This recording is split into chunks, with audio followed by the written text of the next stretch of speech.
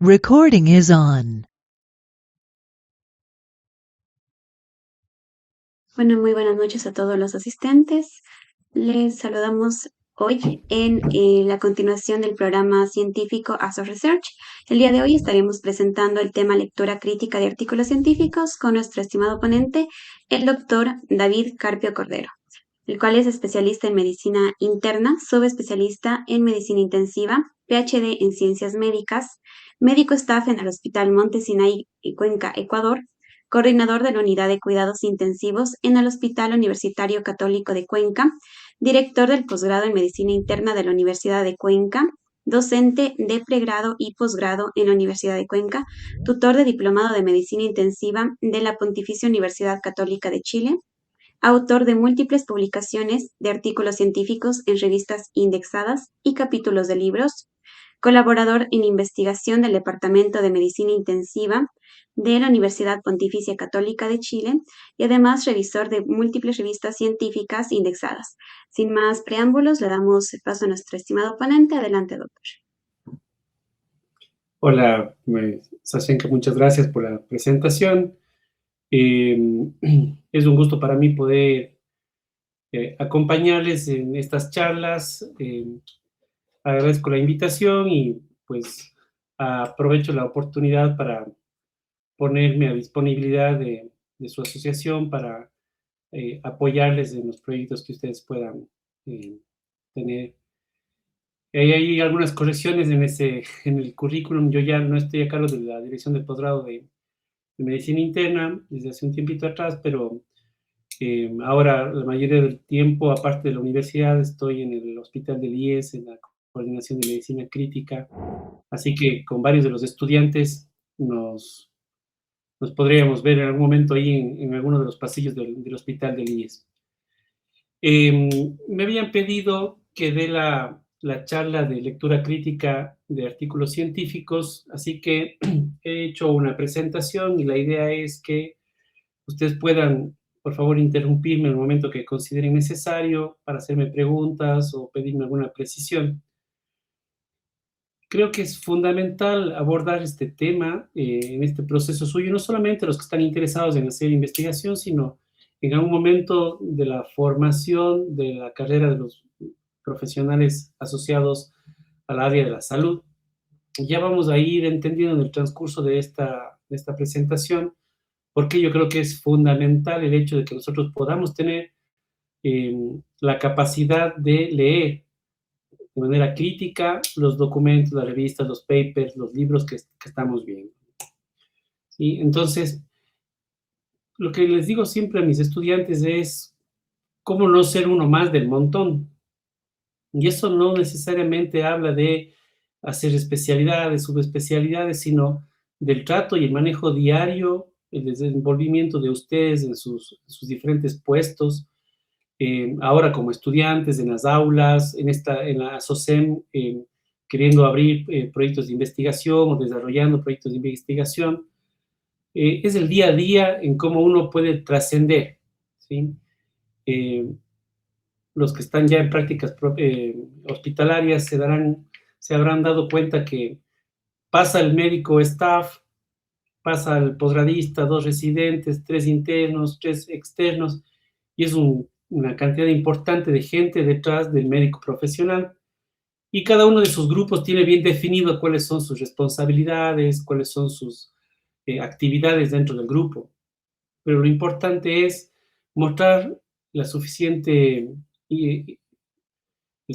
interés por el paciente, la suficiente dudas, o sea, hacer las preguntas al profesor, a los compañeros, ¿por qué está pasando esto? Ahí ustedes ya se están diferenciando del grupo. El que día, después de una visita, ustedes pasen y digan, doctor, esto no entendí, traté de leer, encontré esta información, pero aún así necesito que usted me explique un poco más. Ustedes están diferenciándose del grupo. Y el que ustedes tengan herramientas suficientes para poder leer, analizar los artículos científicos es súper importante para que ustedes no caigan, no sean víctimas de estas publicaciones depredadoras, porque el publicar no es tan difícil.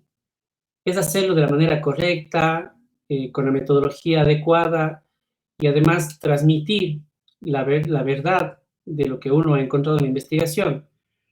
Muchas personas que están iniciándose en la investigación, cuando sus resultados no son positivos, hasta cierto punto llegan a frustrarse, porque dicen, esto no es lo que yo pensaba, la investigación, el protocolo no sirvió de nada. Y la verdad que es bien hecho, es súper importante también publicar los resultados negativos, porque eso puede dar pie a que ustedes mismos puedan investigar de diferente forma en los proyectos venideros, o que las personas que están interesados en los mismos temas probablemente corrijan algunos errores o rumbos de las investigaciones. Así que hay que comunicar la verdad. No ha pasado pocas veces en que grandes científicos, grandes investigadores, entre comillas, han tenido que retractarse, o grandes revistas han tenido que retractarse, porque se ha descubierto que publicaciones, entre comillas, de gran impacto fueron falsas o con información falsificada, y revistas tener que pedir disculpas a la sociedad científica por haber publicado eso. Entonces, cuando nosotros abordamos esto de los artículos científicos, la lectura científica, estamos de una u otra forma abordando el tema de medicina basada en evidencia. Y esto empieza desde el año 80, desde la década del 80, 81, a través del autor David Sackett, ¿no es cierto? Dentro de una publicación, es un profesional canadiense, empieza a describir de cómo leer revistas médicas, ¿no es cierto? Cómo abordar esto. Después, nosotros tenemos un gran impacto en el año 2023, 2024, con esto de la informática médica y de la inteligencia artificial, en donde nosotros tenemos varias formas de abordar esta información que se nos comunica y que se vuelve un desafío importante no solamente para los médicos, para los estudiantes, sino también para quienes estamos del lado de la docencia.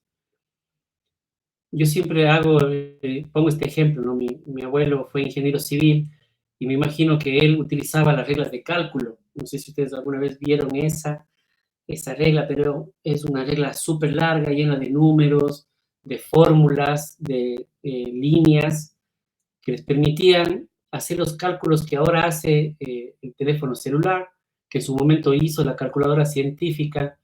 Y yo me pongo a pensar este rato, un profesor de ingeniería civil tratando de entender cómo desde un teléfono celular pueden hacerse todos esos cálculos dictando las fórmulas. Entonces, tenemos nosotros que movernos, obviamente, con el desarrollo científico, con el desarrollo tecnológico, y tener que aceptar, ¿no es cierto?, el apoyo de la inteligencia artificial, pero es un apoyo, no podemos confiar ciegamente en lo que nos dicen las aplicaciones. Entonces, esto de la medicina basada en la evidencia es la utilización consciente, explícita y juiciosa de la mejor evidencia clínica disponible para tomar decisiones. Es decir, si es que yo soy un médico que se desenvuelve en el área de la infectología, por ejemplo, y tengo dudas de si es que un antibiótico tiene o no que ser administrado en mi paciente, voy a buscar evidencia que me diga que ese antibiótico primero es seguro para mi paciente, que no le va a hacer daño, y luego que me va a permitir, ¿no es cierto?, tratar esa infección de la manera más exitosa posible. De eso se trata la medicina basada en evidencia, de poder tomar, ¿no es cierto?, la experiencia o comportamiento de cientos de miles de personas frente a una intervención médica. Entonces, en este proceso de formación médica, ¿no es cierto?, nosotros tenemos que desarrollar estas destrezas intelectuales, cognitivas de la evidencia, que lo que hace que nosotros seamos un consumidor de esta información científica, pero un consumidor educado, que no nos vendan gato por liebre. Y esto se va a transferir directamente hacia nuestros usuarios, ¿no?, hacia nuestros pacientes. Vamos a mejorar la calidad de la atención y además nosotros vamos a ser un profesional en desarrollo continuo. Vamos a ver por qué es importante esto del desarrollo continuo, ¿no es cierto? El artículo científico es un proceso cognitivo. No todo lo que se lee en un artículo científico, ¿no es cierto?, es un conocimiento útil. ni siquiera tampoco deberíamos considerarlo como una inteligencia clínica, ¿no es cierto?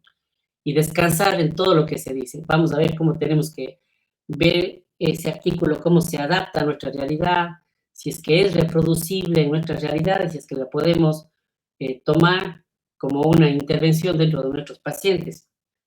A veces los médicos nos quedamos solamente con el dato. Nos vamos, leemos el título, nos interesa, vemos los autores, vemos que son personas investigadoras conocidos o famosos, entre comillas.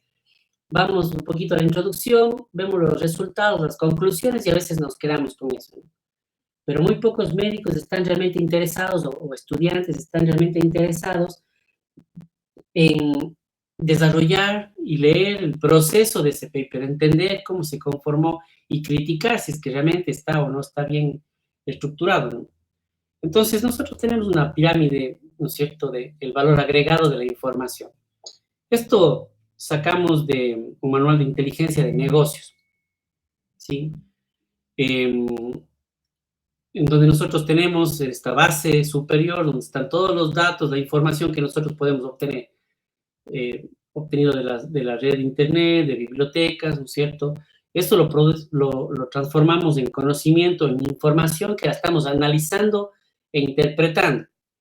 Luego, ¿no es cierto?, nosotros vamos a validar este conocimiento, inclusive vamos a poder sintetizarlo y poder llegar a una conclusión para finalmente, ¿no es cierto?, transformarlo en una estrategia para nuestro desarrollo, ¿no es cierto?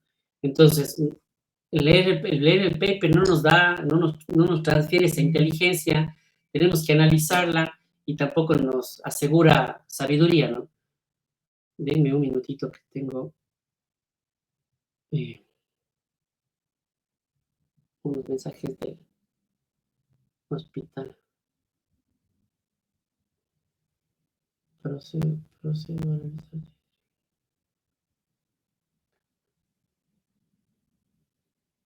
Ya, disculpe.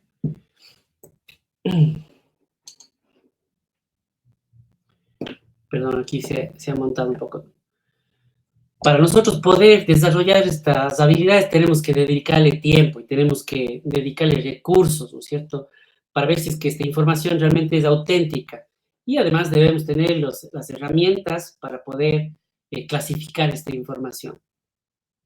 Entonces, es obligación de todos los profesionales, de todos los futuros médicos, futuros trabajadores de la salud, ¿no es cierto?, desarrollar estas habilidades para nosotros poder ser eficientes en nuestro trabajo, ¿no es cierto? Tenemos que hacer un uso responsable de la información. Entonces, fíjense ustedes acá, esto es una pequeña representación de cuánto pesa una decisión tomada en la evidencia científica y si la comparamos con las decisiones basadas solamente en opiniones. O sea, pueden haber decenas de personas opinando de un paciente cómo hacerlo, pero si estas opiniones no están basadas, ¿no es cierto?, en la evidencia científica, realmente no hay forma de que le gane esa evidencia científica para que nosotros podamos dirigir de una mejor manera la toma de decisiones. Entonces, aquí les hago una pregunta a ustedes. Considerando este gráfico de acá, decisiones basadas en opiniones. Pensemos que estas opiniones además están asociadas a experiencia, porque si es que yo estoy pidiendo una opinión para el manejo de un paciente, voy a tratar de hacerlo al médico con mayor experiencia o mejor formación, perdón. Entonces la pregunta es, ¿la experiencia mejora siempre al médico o la experiencia lo puede volver obsoleto? Entonces aquí es una pregunta para ustedes, ¿no? ¿Creen que la experiencia siempre es bueno para el médico o a veces la experiencia lo puede volver obsoleto?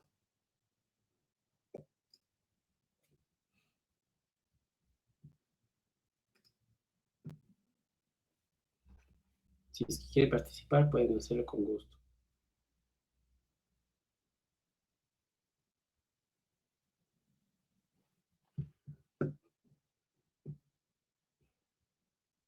Bueno, espero que más adelante pierdan esa timidez. Este gráfico, ¿no es cierto?, es una pendiente en el eje de la X, ustedes ven acá abajo, ¿no es cierto?, cuántos años van pasando desde que me gradúo, ¿sí? Años desde la graduación, 5, 10, 15, 20 años. Y esto es conocimiento sobre el mejor cuidado de la hipertensión arterial, ¿no es cierto? Entonces hay una correlación negativa de la cantidad de años desde que me gradué, desde mi mejor capacidad de tratar una hipertensión arterial. ¿Qué traduce esto? Esto traduce, ¿no es cierto?, que yo me voy a ir olvidando de lo que aprendí. Cuando ustedes lleguen al internado van a ser, y estoy seguro de no equivocarme, el año en el que más cosas ustedes van a saber y más van a estudiar, porque están todo el tiempo metidos en el hospital, revisando pacientes, revisando guías, revisando artículos científicos, ¿no es cierto?, preparando clases, pasando visitas, respondiendo preguntas. Es un año súper intenso y es el año en el que ustedes más conocimiento van a manejar en ese periodo. Y después ustedes van a ir olvidándose de algunas cosas. Además que conjunto van pasando los años de su graduación, van modificándose la tecnología, va habiendo nuevos tratamientos y que si es que uno no está todo el tiempo expuesto a ese nuevo desarrollo de terapia o de manejo de pacientes, uno se va perdiendo. Entonces, si ustedes me preguntan a mí cuánto sé ahora de ginecología, que no es mi área de especialidad, puedo decirle que bastante menos de lo que sabía cuando me gradué, porque había pasado mi internado, mis clases de ginecología, etcétera, ¿cierto? Entonces, es necesario que nosotros mantengamos esta información, esta educación continua del paciente, del médico, y nos mantengamos siempre actualizados. ¿Por qué ocuparse de la evidencia? Siempre hay nuevos tipos de evidencia que se están generando, ¿no es cierto? Y estos resultados pueden tener un gran impacto en la forma de cómo nosotros estamos atendiendo. Les voy a contar un pequeño anécdota o algo que nos contaba mi profesor en el posgrado de medicina intensiva. Uno de los mejores médicos intensivistas en Chile y de los mejores médicos que hacen ventilación mecánica invasiva. Y cuando yo estaba allá en Chile me decían, nosotros hace 6, 7 años lo hacíamos súper mal, porque creíamos que lo hacíamos genial, que lo hacíamos súper bien, porque era la evidencia científica que había en ese momento, pero 6 años o 7 años después, los nuevos descubrimientos nos cuentan que lo estábamos haciendo mal y que estábamos matando gente. Es el sentido figurado, ¿no? Pero cambia mucho. Y lo que nosotros pensamos ahora, ¿no es cierto?, que es una verdad absoluta, después de unos años va a ser un momento de una posverdad, en donde todo lo que nosotros hacemos ahora va a estar probablemente equivocado, inclusive criticable, ¿no es cierto?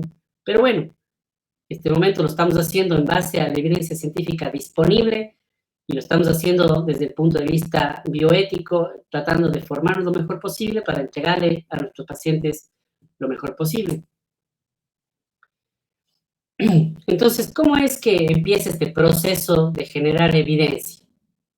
Y la medicina, ¿cómo se va relacionando con esta evidencia? Primero, siempre va a haber una persona con una pregunta o con un problema, ¿sí? ¿Cómo voy a solucionar esto? ¿Por qué mi paciente, ¿no es cierto?, que orina espumoso, en 5 años no está orinando nada? Yo me dedico, o sea, digamos, voy a poner ejemplos, ¿no?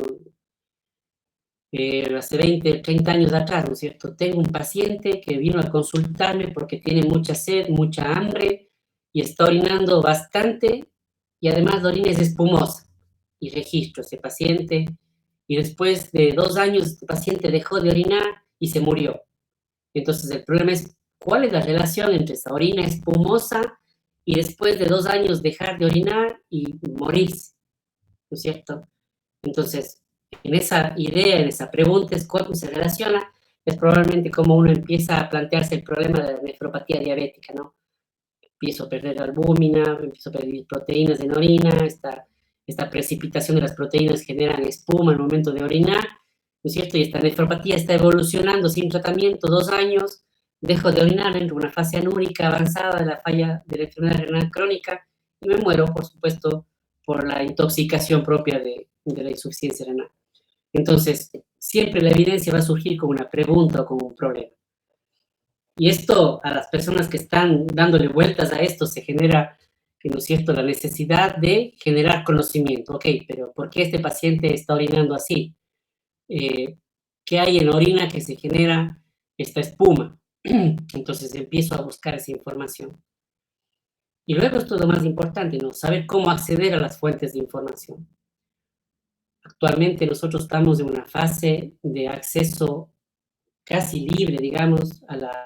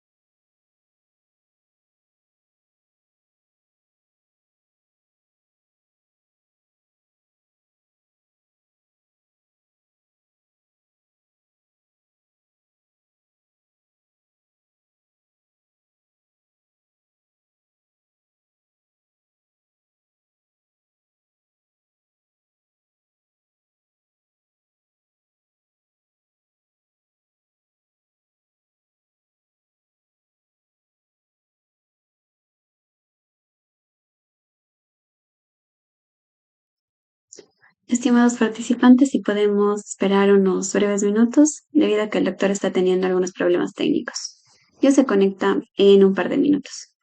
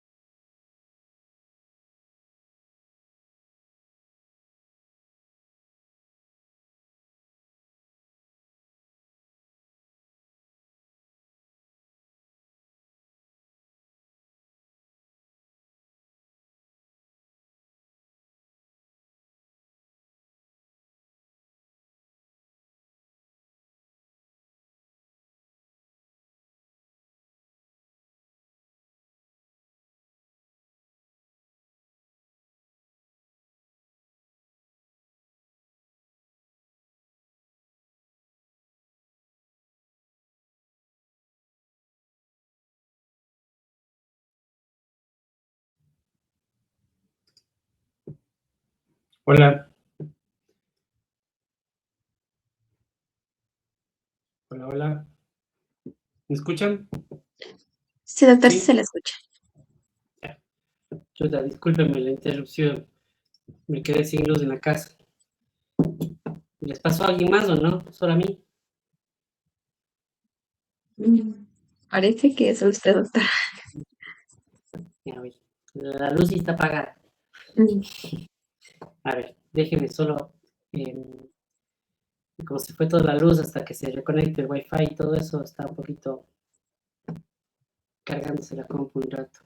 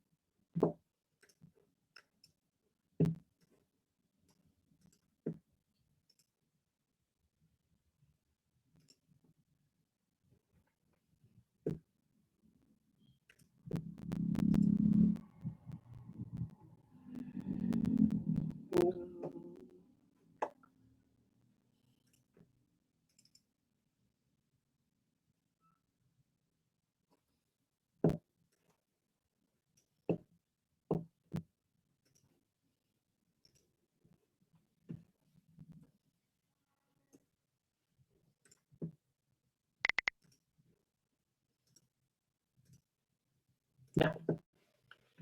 Ok. Voy a avanzar un poquito más rápido para compensar esto. Ok.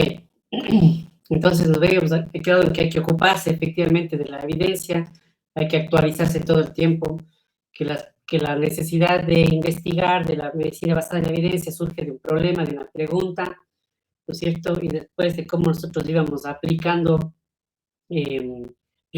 cómo accedemos a la información, de dónde la obtenemos, y decíamos que estamos en momentos del desarrollo tecnológico en que tenemos acceso casi a toda la información científica, y yo les contaba estas revistas predadoras, ¿no? Les decía, no es difícil publicar, lo que pasa es que lo complicado es publicarlo y hacerlo en revistas adecuadas.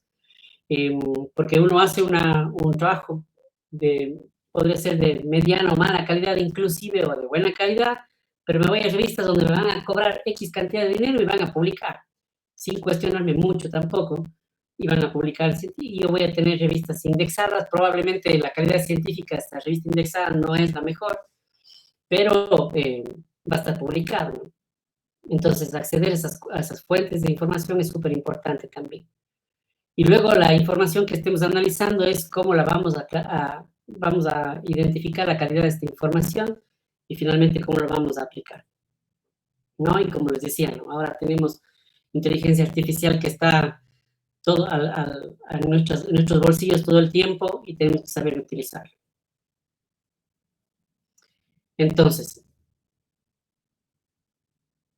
lo que yo necesito es generar esta necesidad de información en una respuesta, en una pregunta adecuada y buscar esta respuesta, ¿sí?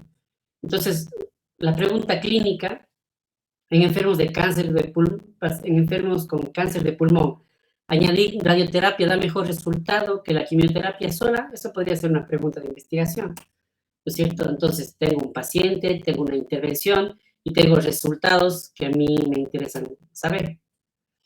Entonces, tengo que salir y buscar esta pregunta, cómo se está respondiendo en el ámbito de la ciencia, ¿no es cierto? Quiero buscar la mayor evidencia posible para contestar esta pregunta. Entonces, dependiendo del tipo de pregunta, existen mejores respuestas, ¿no? Entonces, si mi pregunta es para el diagnóstico, voy a buscar estudios transversales o artículos que aborden estudios transversales. Si es para buscar la terapéutica de mi paciente, estudios clínicos controlados. Si quiero averiguar sobre pronósticos, podría ir a ver estudios de cohorte o estudios etiológicos, estudios de corte. Entonces, toda esta información que yo estoy buscando, ¿no es cierto?, es válido para mi realidad tomar decisiones. Nos reunimos en el hospital con varios de los jefes y coordinadores a decir, ok, nos hacen falta protocolos en el hospital. Y hace 1 año y medio nos llegó una orden de que cada una de las unidades haga 10 protocolos nuevos. Y cuando yo me vinculo al hospital me dice, David, tú revisa la pertinencia de la urgencia del protocolo. Es decir, me voy donde los oftalmólogos, digo, a ver, ¿cuáles son sus 10 protocolos? Conversemos, reunámonos, y de estos 10 protocolos, ¿cuáles vamos a empezar a hacer? Porque hacer 10 protocolos va a tomar bastante tiempo, ¿no es cierto? Y no solamente porque quien la escribe, sino porque todos los coordinadores, directores, dos directores tienen que revisar esa información, y eso pasa por un departamento de planificación y estadística, una cantidad de trabajo impresionante. Entonces, me reúno con los neurólogos. Y ellos me dicen, aquí no hay mucho que trabajar. Nosotros tenemos guías internacionales, ¿no es cierto?, que nos dicen cómo manejar un evento cerebrovascular isquémico. Punto. ¿Para qué voy a estar inventando un protocolo yo si aquí está la guía internacional que se ocupa en todo el mundo? Ahora, la pregunta es, ¿pero esta guía internacional es aplicable y es válida dentro de este hospital? Una pregunta que le hacíamos a ellos, y ellos decían, no es aplicable. ¿Por qué? Porque no tenemos este medicamento, no se vende en Ecuador, tenemos solamente un neurointervencionista, se dañó la guía de aspiración microscópica neurocerebral, etc. Entonces ese protocolo ya no es válido para nosotros. Y si es que esa guía la convertimos en un protocolo institucional, el paciente va a decir, quiero que su protocolo se aplique en mí. Y compren ese medicamento, porque ustedes dijeron que está en su protocolo. Ah, chuta, no, pero es que este medicamento no se vende en Ecuador. No sé, ahora yo les voy a poner un juez de por medio y el juez dice, pues sí es su protocolo. Ustedes verán de dónde sacan el medicamento y tenemos que andar comprando medicamentos que no se venden en Ecuador porque hay una decisión judicial y en base a un protocolo que nosotros decimos, esto es nuestra forma de tratar pacientes. Eso es solo un ejemplo, ¿no? Entonces, la evidencia que nosotros buscamos, que nos va a permitir responder la pregunta, pues la siguiente pregunta después del problema es, ¿esto funcionaría para mí? ¿Funcionaría para mis pacientes? ¿No es cierto? Y aquí empieza ya el análisis crítico de la literatura. Entonces, no podemos asumir que todos los estudios que están publicados en revistas de grandes impactos son confiables, ¿no es cierto?, para nosotros convertirlo en inteligencia, sacar conclusiones y ponerlo como sabiduría, entre comillas. Es una herramienta, el análisis crítico de la medicina basada en evidencia, y es un elemento central para poder analizar esta evidencia. El análisis crítico es un proceso que permite al lector formarse una idea del potencial error en los resultados del estudio, ¿no es cierto? Claro, si es que uno dice, ¿cómo te va en el hospital? No, pucha, muchos problemas. Bueno, sí, pues si no hubieran problemas, no tendrían que haber jefes, ¿no es cierto? Si nosotros hacemos un análisis, estamos buscando, claro, qué tan confiable es para nosotros y cuáles son los probables errores. Esperen un ratito. Entonces, sobre la calidad de la información y la relación con el análisis crítico están de la mano. Nosotros tenemos que buscar información de cómo se está diseñando el estudio que nosotros estamos viendo, ¿no es cierto? Cómo se armó la metodología del protocolo, si es que los sesgos, ¿no es cierto?, o los elementos que pueden confundir, se analizaron, se interpretaron y se ajustaron en la metodología para evitar, ¿no es cierto?, que nosotros tomemos malas decisiones. Les voy a poner un ejemplo con esto de controlar sesgos. Si es que yo estoy haciendo un diagnóstico de hipertensión arterial en estudiantes de primero y segundo año de la carrera de medicina de la Universidad de Cuenca, y tengo 2 personas que me están ayudando a recolectar la información. pero para ir más rápido, yo le pido yo soy la primera persona que recolecta y la otra una compañera. Digo, dividámonos. Yo mido la presión arterial de todos los hombres, tú mides a todas las mujeres. Y resulta que ella va y se compra un nuevo tensiómetro, ¿no es cierto?, de marca, y empieza a utilizar. Yo digo, tensiómetro, yo tenía uno cuando era estudiante. Voy a buscarme entre el closet, saco el rieste viejito, bien, digo, ya, voy a utilizar. Y empiezo a registrar, sí, me acuerdo perfecto, cómo tomar la presión, que no sé qué, no sé cuánto, y empiezo a registrar. Resulta que 20 años estuvo ese tensiómetro aplastado entre libros y la ingeniería médica me obliga a mí a calibrar mis equipos médicos. Y ese tensiómetro no ha sido calibrado, no ha sido usado, peor va a ser calibrado en 20 años. Y empiezo yo a registrar. Y resulta que todos los hombres de los primer y segundo años de la carrera de medicina son hipertensos. Es un sesgo, ¿no es cierto? Y así estos pequeños ejemplos que les estoy dando, obviamente tienen una gran variedad de presentarse esos sesgos y es parte obligatoria de la metodología cuando yo armo un estudio, pero también es parte obligatoria cuando yo leo, ¿no es cierto? ¿Cómo habrán hecho esto? Por eso los estudios que están bien hechos siempre comunican cuáles son sus metodologías, cómo hicieron, la marca, ¿no es cierto?, el año, cómo se hicieron de los equipos que utilicé para las mediciones, ¿sí? Si es que yo hice calibraciones o no entre paciente y paciente para medir. Entonces, todo esto forma parte de la calidad de la investigación, ¿no es cierto? Entonces, fundamentalmente, la calidad de la información que genera el investigador o los investigadores está en el diseño del estudio, siendo lo más importante y lo más poderoso, ¿no es cierto?, estos diseños experimentales, los más poderosos, ¿no es cierto?, y los menos poderosos, solamente los observacionales.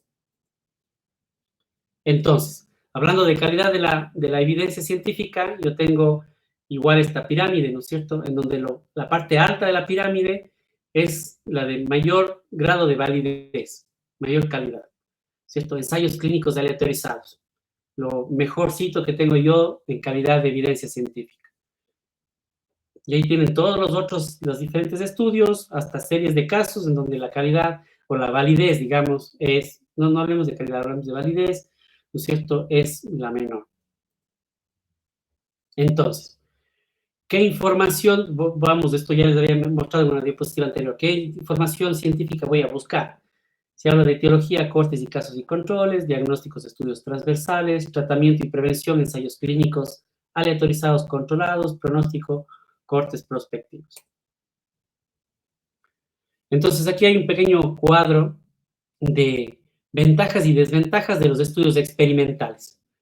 Entonces, ventajas, asignación aleatoria, disminuye el riesgo de sesgos, ¿sí? El hecho de que yo me haya dividido hombres y mujeres para tomar la presión arterial, ¿no es cierto?, es probablemente un sesgo, porque a todos los hombres les tocó el tensiómetro malo. Pero si yo hago una asignación aleatoria, en la aleatorización voy a disminuir ese sesgo de un tensiómetro no calibrado. Otra ventaja, facilita, ¿no es cierto?, enmascarar a los individuos, a los participantes de los evaluadores, ¿sí? Yo pienso que los estudiantes varones son hipertensos, entonces yo les voy a medir a los pacientes hipertensos y probablemente voy a estar más atento, ¿no es cierto?, a el primer ruido de la presión sistólica y voy a decir, este fue, y voy a empezar a registrar con cierto sesgo, ¿no es cierto? En cambio, si yo no sé a quién estoy midiendo, o, bueno, el ejemplo no es el mejor, pero si no tengo esta posibilidad, ¿no es cierto?, de elegir a quiénes personas voy a medir yo, pues es una ventaja. Las desventajas de los experimentales generalmente son caros, ¿no es cierto? No es adecuado para enfermedades raras o periodos de latencia largos, ¿no es cierto? Puede siempre estar relacionado con problemas de bioética, ¿no es cierto? Y a veces uno puede sobrecontrolar un poquito las variables, ¿no? Es que lo que pasa es que la raza negra siempre son un poquito más hipertensos, tienen más retención de sodio. No voy a medir estudiantes donde haya una población importante de estudiantes afroecuatorianos, por poner un ejemplo, ¿no es cierto? Entonces es una desventaja que yo pueda controlar esas variables porque lo estoy programando, ¿no es cierto? Estoy yo armando mi experimento. De los estudios transversales, las ventajas, relativamente sencillos, costos no son tan altos, son más rápidos, información fácil de obtener, ¿no es cierto?, para, pues, sobre todo, determinar prevalencia de factores de riesgo. Desventajas, no se pueden investigar factores de riesgo previos al estudio, solo se pueden conjeturar los factores de riesgo actuales, etc. Las medidas de impacto potenciales permiten determinar prioridades y no metas como tal, entre otros. Y así, yo al final les voy a dejar el link de la presentación para que puedan revisar un poquito, ¿no? Estudios de casos y controles apropiados para investigar enfermedades raras, ¿no es cierto?, o de latencias largas, a diferencia de los experimentales. Desventaja poco útiles cuando la frecuencia de exposición de factores de riesgo es baja, etc. Estudios de corte, las ventajas, estimación de los efectos de exposición, que no está sesgada, se puede estudiar varias enfermedades por cada exposición, generalmente son caros, ¿no es cierto?, ocupa bastante tiempo estos estudios de corte, tengo que seguirles en varios meses, varios años, a poblaciones grandes. No me permite tanto enfermedades raras, básicamente por la prevalencia, ¿no es cierto?, o por posibles pérdidas durante el periodo que yo esté viendo pacientes. Entonces, ¿cómo yo valoro la información científica? ¿Cómo lo voy a hacer? Básicamente, yo les recomiendo 3 preguntas, ¿no es cierto? ¿Hasta aquí hay alguna pregunta, alguna duda? ¿No?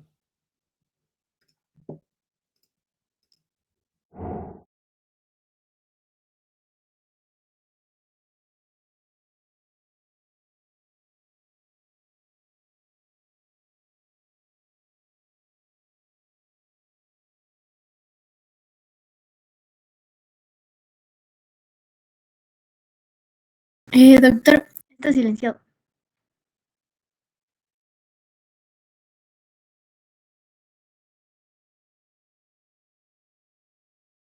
No, Doc, seguimos sin escuchar. ¿Me escuchan? Ahí sí. Sí, sí. ¿Escucharon la palabra clave? No, doctor.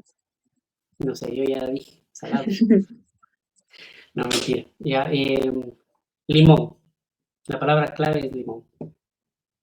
Ya, disculpen la poca iniciativa de encontrar palabras claves. Ya, seguimos. Entonces, ¿cómo valoro la información científica? Yo les decía, voy a sugerir 3 preguntas, ¿no? ¿Son válidos los estudios, los resultados del estudio? Esto me permite tener validez interna para la ejecución en mis pacientes, ¿no? Son importantes los resultados, realmente el efecto es grande, es realmente un impacto, porque si yo digo, voy a dar un tratamiento contra la gripe, y este tratamiento para la gripe, de cada 100 pacientes me ayuda, o de cada 1000 pacientes me ayuda a mejorar la rinorrea de un paciente. Realmente es importante el efecto de un par de mocos más, un par de mocos menos, ¿no es cierto? Entonces, son ejemplos bastante sencillos y simples, ¿no? Pero solamente tratando de dar algunos ejemplos. Y son aplicables los resultados para mis pacientes desde la validez externa.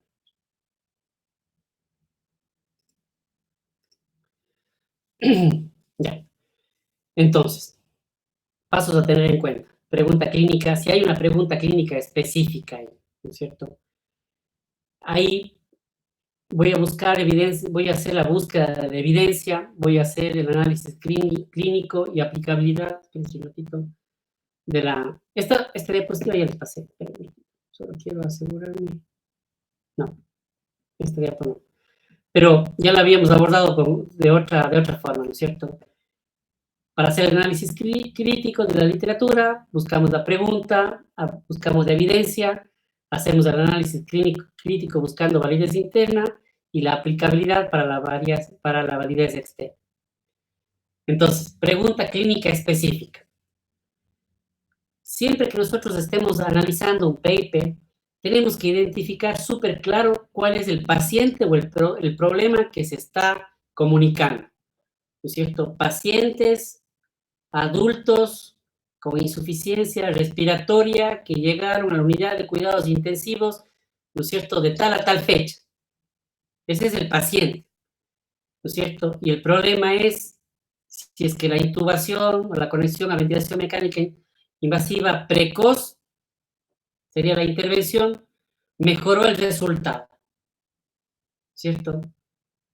Versus el tratamiento habitual, que es, no sé, esperar las primeras 10 horas antes de la conexión. Espérenme un ratito, que me están escribiendo acá.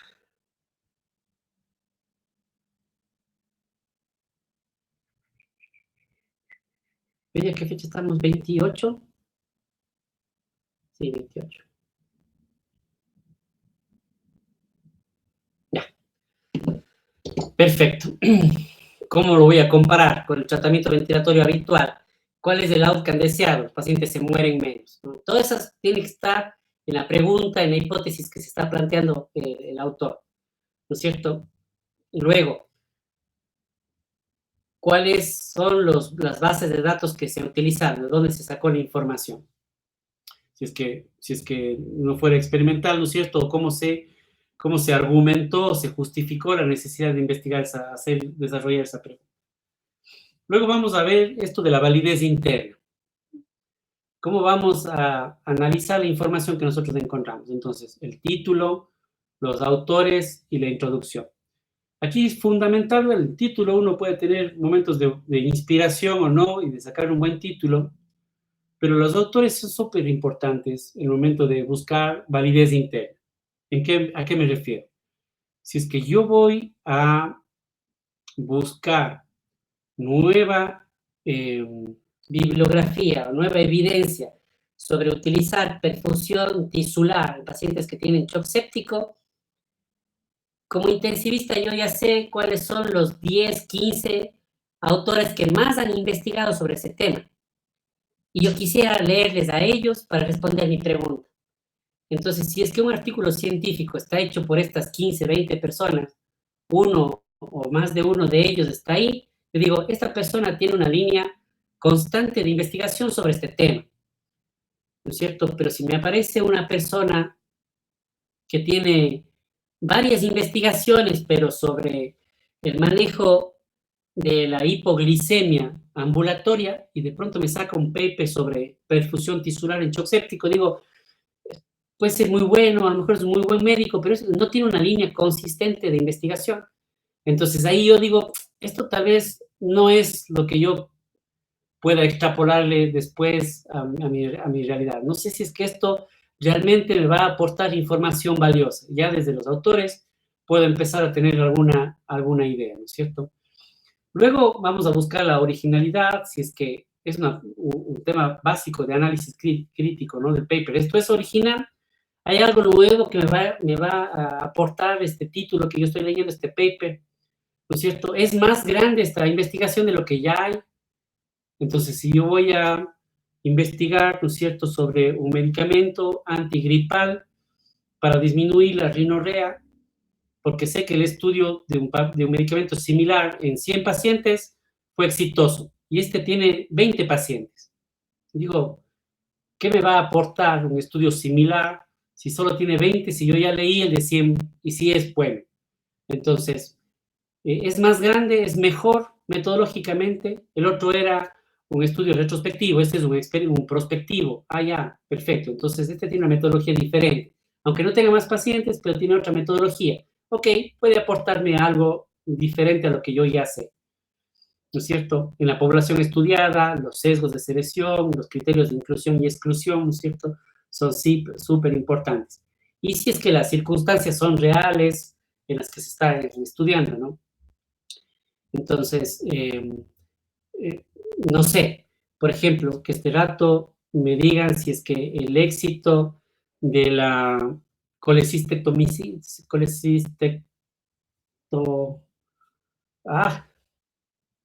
perdón, sí, de la apendicectomía bajo cirugía robótica disminuye las complicaciones. Perfecto, va a haber una disminución de las complicaciones en cirugía robótica de apendicectomía. ¿no es cierto? Pero es que esto es aplicable en el Vicente Corral Moscoso, donde no hay, el Da Vinci no existe, no hay cirugía robótica acá. ¿Para qué voy a leer ese paper si yo sé que acá en mi red pública todavía no tenemos, ¿no es cierto?, en Cuenca cirugía robótica?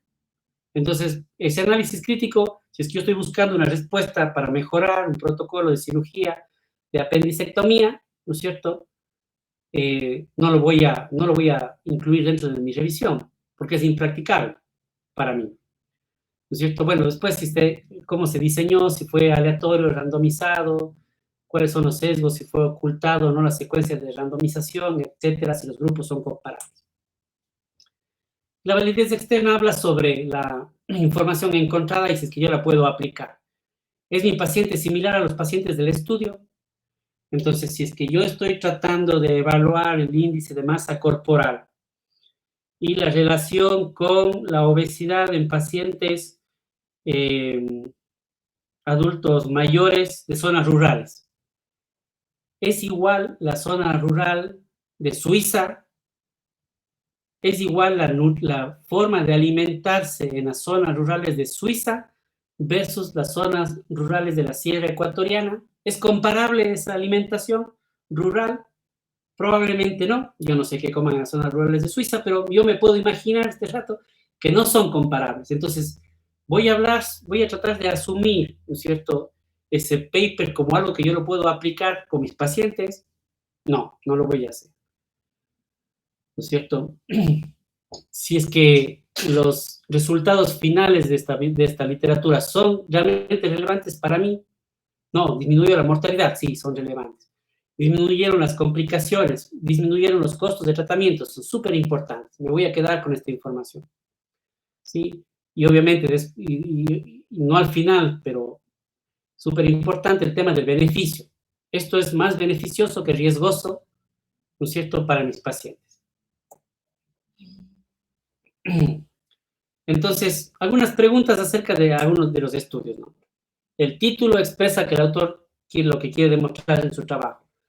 Él o los nombres de los autores, que en muchas ocasiones pueden ser conocidos y relacionados con investigaciones de calidad y el prestigio de la institución de la salud de procedencia, también son importantes. En el caso de artículos, ¿no es cierto?, que están publicados en algunas revistas, es conveniente revisar la revista, ¿no es cierto? ¿Cuáles son los requisitos para publicar en estas revistas? ¿Son exigentes o no? ¿El grupo editor es o no es exigente? Me hubiera gustado poner una diapositiva. Hay un paper que yo lo había encontrado hace unos 5 años, me mostró un compañero del doctorado.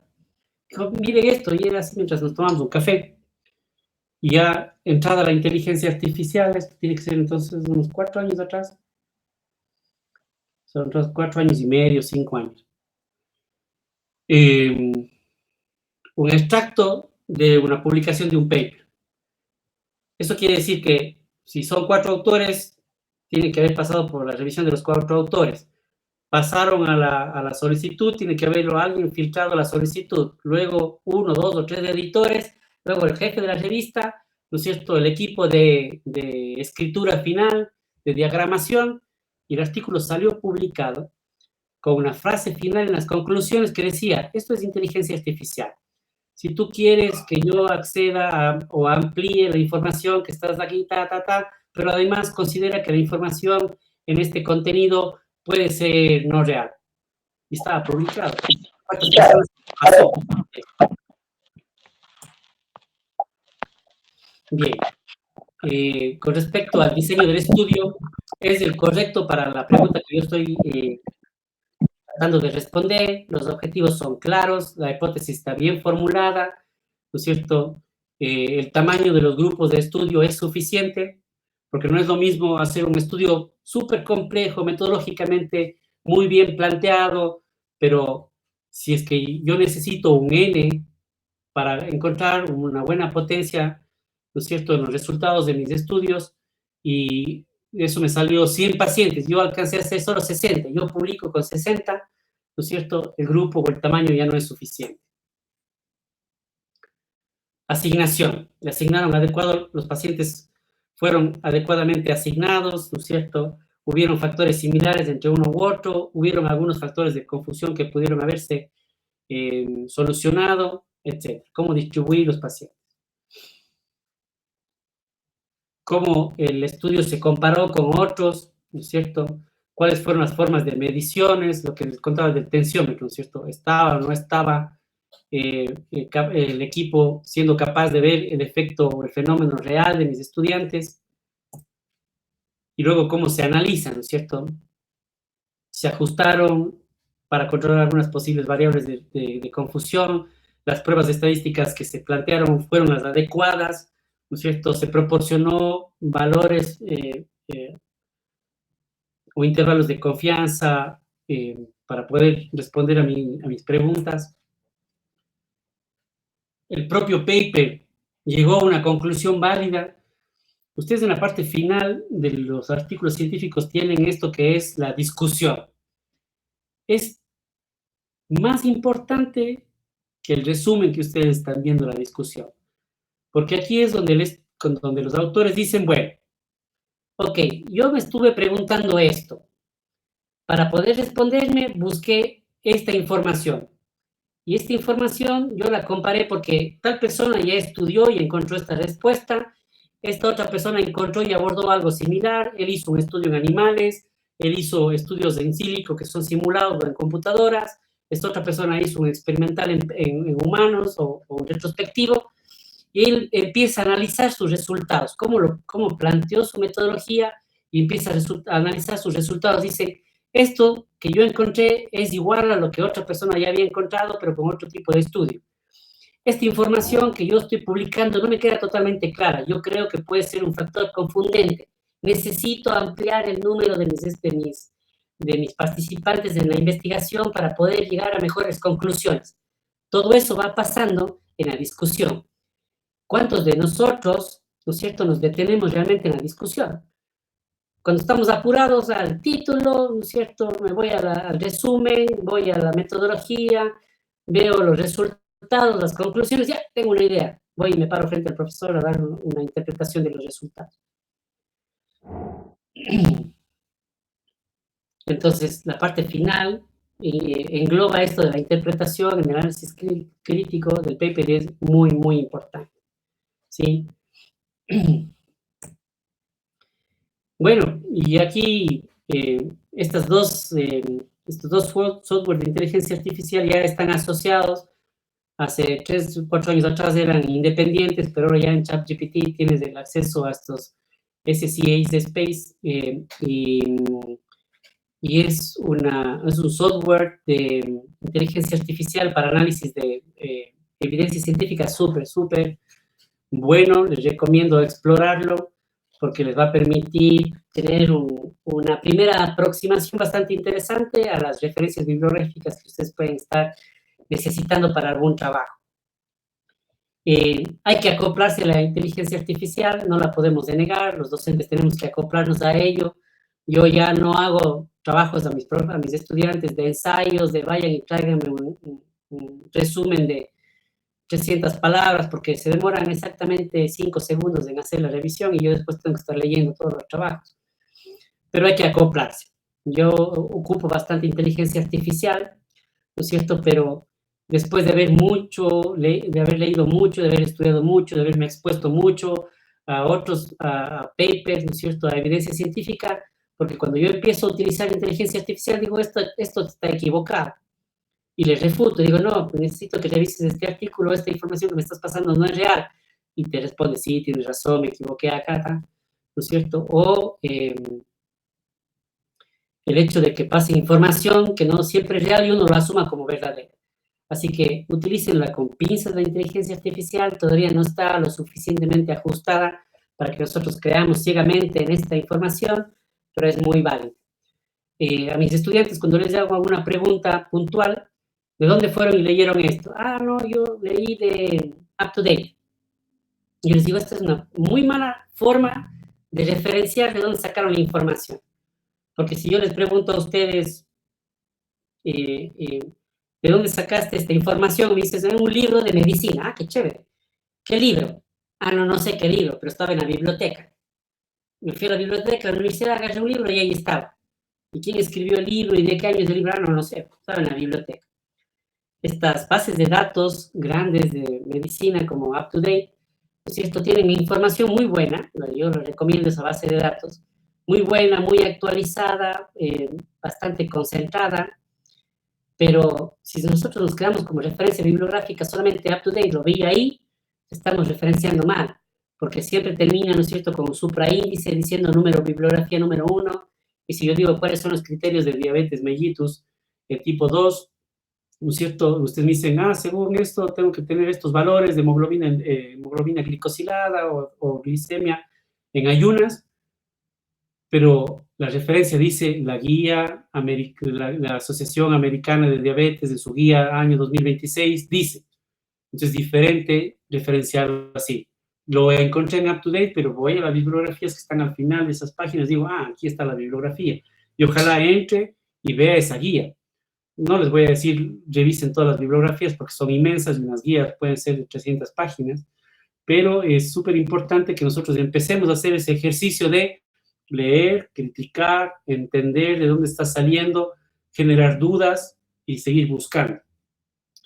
Un último ejemplo, por ejemplo, en el área de los cuidados intensivos, nosotros utilizamos medicamentos que son bloqueos neuromusculares para pacientes, por ejemplo, que están con distrés respiratorio y necesitamos proteger sus pulmones, evitando que ellos hagan esfuerzos respiratorios y esto les genere estrés e inflamación en las fibras pulmonares.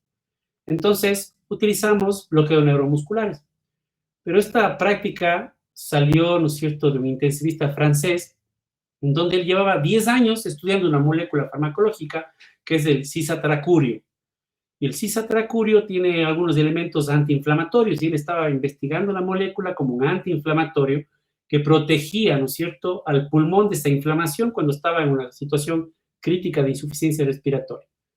Entonces llevaba 10 años estudiando la molécula y empezó a publicar información y empezó a cambiar su forma de analizar esta molécula del cisatracurio. Y empezó a darse cuenta que no solamente era un efecto antiinflamatorio, sino que al paralizar todos los músculos evitaba un estrés, un sobreestiramiento de las fibras pulmonares, ¿no es cierto? Y esto generaba una menor inflamación y un menor círculo vicioso en un pulmón dañado. Entonces, si vamos a leer, si usted le pregunta a un intensivista por qué el bloqueo neuromuscular es útil, ¿no es cierto? Debería haber hecho el análisis crítico, decir, el bloqueo neuromuscular me disminuye el trabajo respiratorio, disminuye el strain pulmonar, pero además esto tiene un efecto que nace de un análisis de partículas antiinflamatorias. Ahora el cisatracurio no se vende, es un medicamento súper antiguo, está el atracurio que podemos tenerlo, pero ya menos presente, y ahora estamos del rocuronio. El rocuronio ya no tiene un efecto antiinflamatorio como el cisatracurio y nos quedamos con el efecto del bloqueo neuromuscular.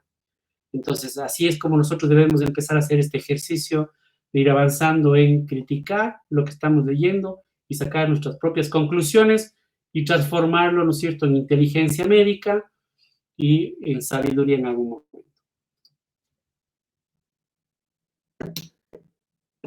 Perfecto. Hasta ahí el final de la presentación. No sé si tienen alguna pregunta. Bueno, muchísimas gracias, doctor. Entonces, este espacio lo extendemos a los chicos para que puedan dejar alguna duda, pregunta, ya sea en los comentarios, o que abran su micrófono y le puedan hablar directamente al doctor.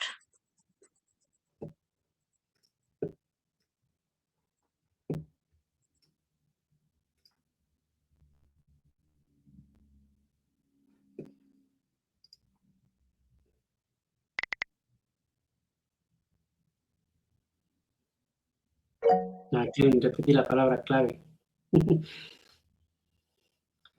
Hay que la jefa diga. ¿Usted desea, doctor? Quiero repetir la palabra clave, dice.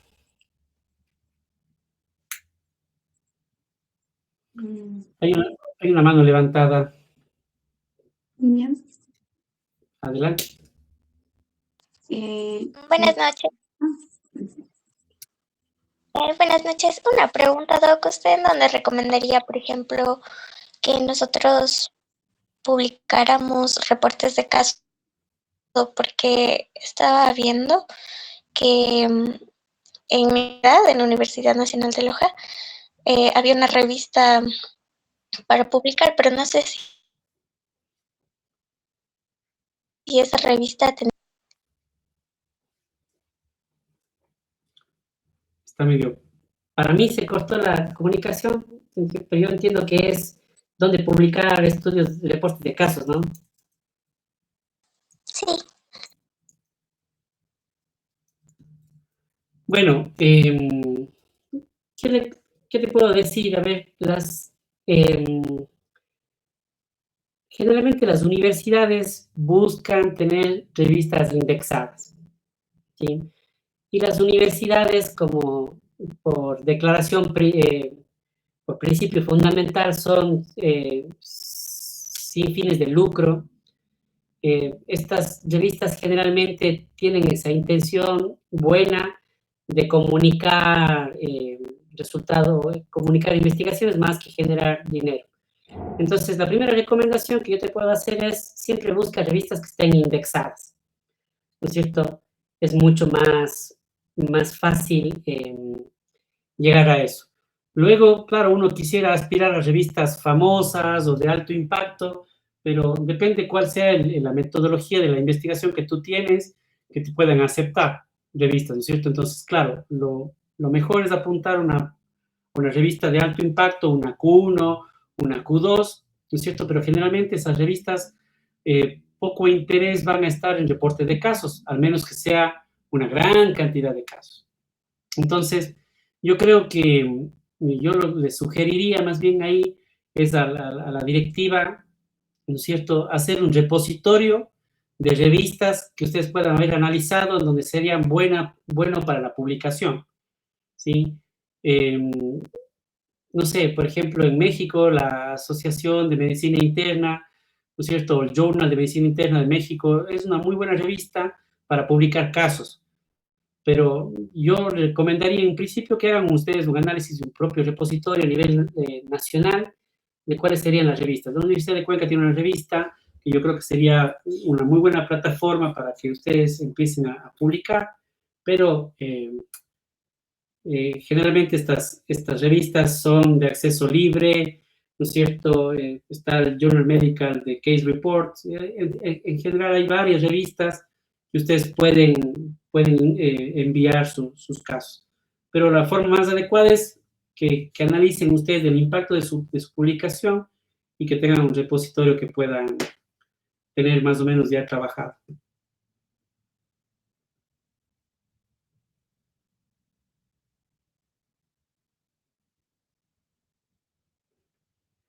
Pero revistas de alto impacto, reporte de casos, muy poco probable que les publiquen, salvo que sea algún hallazgo súper importante.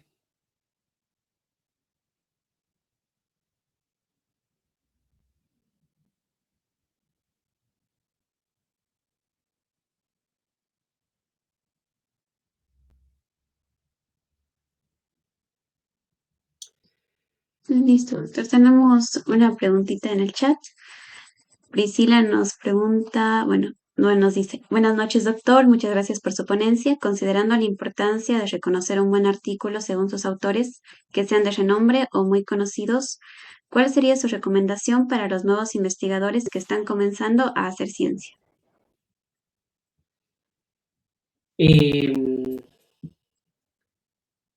Ok, hay dos formas de abordar esa pregunta. Uno, yo como un investigador nuevo que quiero hacer una lectura crítica, ¿cómo sé que si no conozco los autores? Esa sería la primera forma de abordar esa pregunta, ¿no?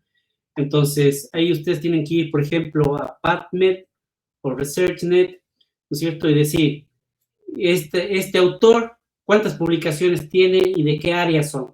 Yo voy a PubMed, pongo nombre David Carpi y veo en qué área él ha estado investigando. Entonces, si yo estoy investigando en shock séptico, en ventilación, en insuficiencia respiratoria, pues podría decir hay una línea consistente de publicaciones de esto, pero si salgo de la noche a la mañana hablar sobre el efecto de la placenta en la calvicie prematura, pues sí, pucha, este doctor no tiene ninguna trayectoria respecto a eso. Ahora, como investigador joven que yo estoy sacando mi primera línea, pues ahí sí es una moneda al aire. O sea, yo estoy generando por primera vez una línea de investigación y me va a tomar tiempo, ¿no es cierto?, publicar 2, 3, 4 papers referentes a eso para que el resto de investigadores vean que yo tengo una trayectoria. Entonces, si yo estoy empezando, pues nada, me toca esperar, ser paciente y constante en el ritmo de publicaciones, ¿no es cierto?, y cada vez hacer publicaciones ojalá más complejas para crear mi propia línea de investigación o de trabajo. Entonces, mi recomendación para ver si es que alguien es o no un autor que podría representar el tema que estoy buscando, básicamente buscar en PubMed o en Google Scholar, ¿no es cierto?, el registro del autor en su registro académico.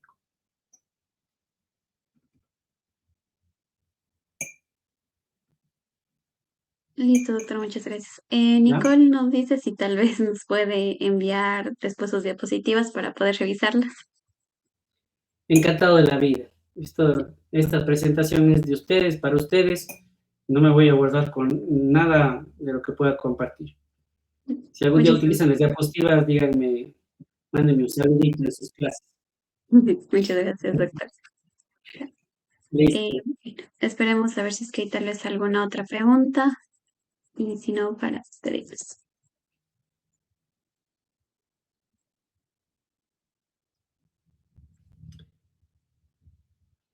Me mando a Sashenka, te mando la presentación para que las puedas compartir. Ya, doctor. Perfecto. Bueno, ha sido un gustazo. Les mando un abrazo fuerte y les deseo que tengan un muy buen fin de semana. Ánimo con esto de la investigación. Estoy a las órdenes para cualquier cosa. Un Muchísimas abrazo gracias. grande. Chao. Muchas gracias, doctor. Hasta luego, doctor. Muchísimas gracias. De igual manera a todos nuestros asistentes. Como ven, ha sido una charla bastante amena, activa para todos. Espero que hayan podido aprender mucho de esta serie de conferencias que hemos tenido. Les rogamos estar pendientes a nuestros grupos de WhatsApp, donde les estaremos pasando los requisitos de la certificación y también cómo se van a ir dando el resto de ponencias que están todavía pendientes. Muchísimas gracias nuevamente y tengan una linda noche.